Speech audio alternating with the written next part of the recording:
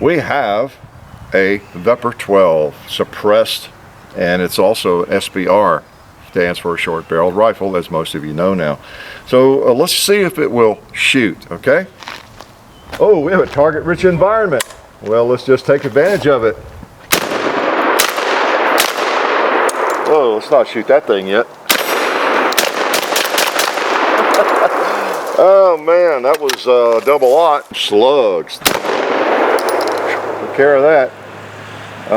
See if we can hit a 2-liter. We did. Let's try this watermelon. Whoa! Let's smoke a pot. All right. Let's try another 2-liter. Pow, pow, pow. Oh man. Ooh, make short work of that, doesn't it? Yeah, man, this is an amazing thing. It looks like an AK. I wonder why, because it is based on an AK and an RPK. And I'll tell you a little bit about that, what little bit I do know about this thing. They've been out a while. This one is a little unique, though, in that it is an SBR. And it's just a little different. So it's got a different rail on it, too, here, chaos. So you could create some chaos with this, can't you? So it's a little different in that regard. The suppressor is an older suppressor. It's a Cadius Gunworks. This, I think, was out before the Silencer Co. Salvo. This is an older shotgun suppressor, maybe one of the first or the first. It's not as effective, and particularly on the short barrel, but it helps a little bit. It does not have an adjustable gas system. It's self-regulating.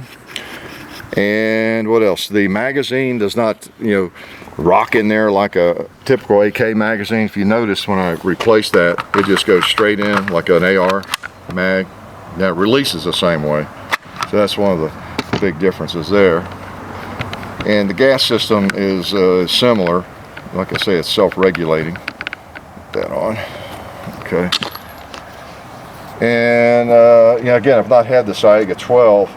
But I think the controls are a little bit different on this one as well. Sure, there's something about the bolt there I was going to mention. It's probably a lie, so it's okay, I forgot it. All right. Okay. And I shot it when we first, tried to shoot it. The rear sight seemed awfully low already, and it needed to be lower to hit where I wanted to hit with slugs. So I was really glad that I walked into that Holosun, because we're always short of aim points whenever we get a gun in. Lots of times there's nothing on it in terms of a sight, or there's a nice rail, and I might like to try one on it, and I hate to take it off of another firearm because I've got it sighted in, how that goes. But so this one here we can move around a little bit and try it out. So it's a pretty good little sight picture on it. I mean, if you know anything about it, if you've had one, you might think they're junk. It might be junk. So far, it seems pretty good. Okay, so the rifle, again, much like an AK. One of the other advantages of this one is when you shoot your last round, you probably already noticed it locks back, locks the bolt back, and it stays back when you take the magazine out and you replace it, put another one in. Okay, so that's kind of nice. We all would like that with our AKs, wouldn't we? And a huge advantage there. It feels really well made. It's extremely solid. There's some disadvantages and there's some negatives for sure. This is the stock release. I mean, that thing is stiff, really stiff. Remember that here, it kind of locks in. And there's a short rig right there. How's that? For a 12 gauge with 8 rounds or more if you have a higher capacity magazine for it. But these mags are 8 rounds and they seem pretty long to me. Boy, that is stiff. Okay, and then your controls are a little different. You notice this is your bolt release right here. Push up on that and pull the bolt. Then your safety, typical AK style, but you've got this extra flange down here. And the way it's designed to be used, I think, is you flip it off with your finger or your knuckle. It's pretty much in position there for me to kind of hit with my knuckle or finger.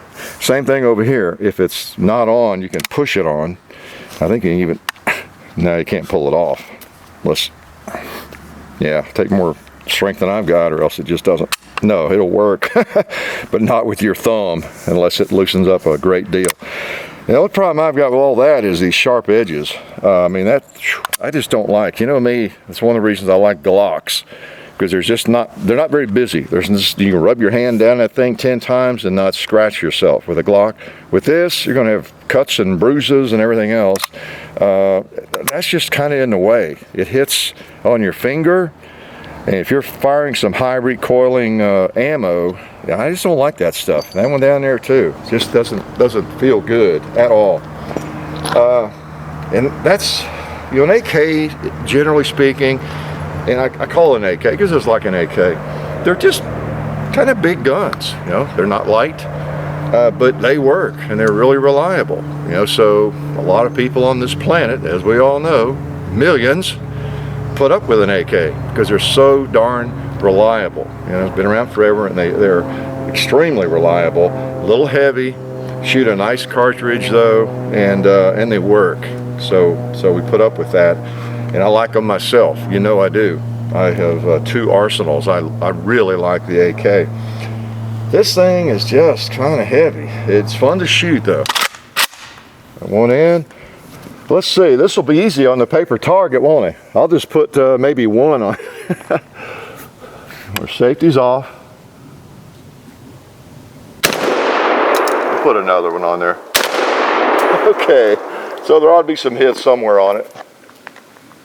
What else do we have? We have several things. A pot that needs smoking.